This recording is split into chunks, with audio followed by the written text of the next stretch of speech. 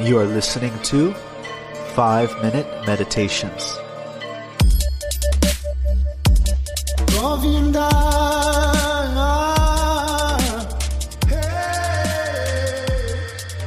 Welcome back. This is your host Chandra. I am glad to be back here with you. And if you are glad to hear these podcasts, let us know. Give us a 5-star review on Apple Podcasts. Let us know what you think. Give us some feedback. So today we have a subject that goes by many different names. This is an ongoing discussion that has been going on for thousands of years. It is known as Dvaita versus Advaita, Immanence versus Transcendence, Synthesis versus Analysis. It is varying different approaches to understand the divine. Now, one may perceive that there is a unity within everything. There is a type of energetic unity that one can find. So that is called immanence.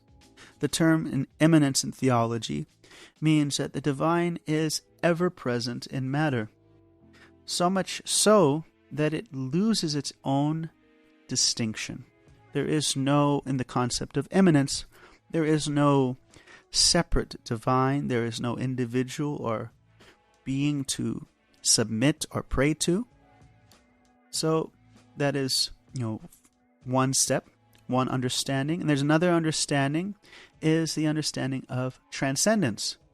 Now, transcendence is kind of completely opposed to immanence. Transcendence is the idea that God is way up there, completely beyond, distinct, different from matter, oil and water, very, very different. So this is kind of like a man going into the museum, and he sees a beautiful painting, and he says, "Man, God, this is a beautiful painting. Look at all these colors. Look at the distinctions there." Another person comes and says, No. This is not a painting. This is a molecule. Takes his electron microscope, gets on really close and says, "Look, see? It's a molecule. Next to it is another molecule. They're all the same." So when you come to the point of synthesis versus analysis, when you come to analysis, it brings this conception of unity.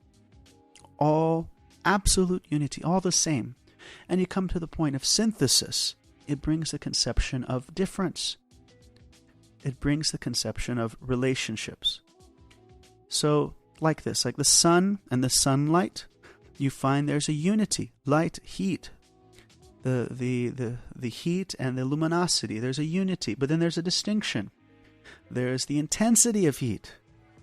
When you look at the relative relationship between a ray of sunshine and the sun itself, there is a distinction, there is a difference. Now, if you look at the quality of sunlight that is found on Earth, because of its weakness, without that lack of intensity, you find that it creates shadows. But if you follow that light all the way back onto its source, it does not create shadows. It is fully present with no shadows. It is just completely bright.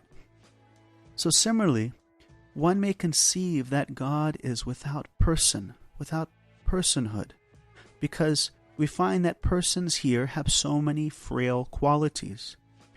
But that is actually a dim reflection of the real Supreme Personality. If you follow that personhood all the way back to its source, then it's fully brilliant. And to think otherwise is to say that hot and bright sunlight comes from a cold and dark sun. It doesn't make sense.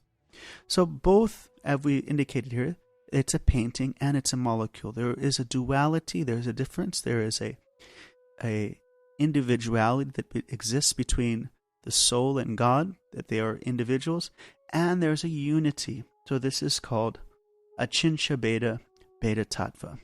This is ancient teachings of Chaitanya Mahaprabhu. So thank you very much for listening. Om Tat Sat. Thanks a lot. Hare Krishna.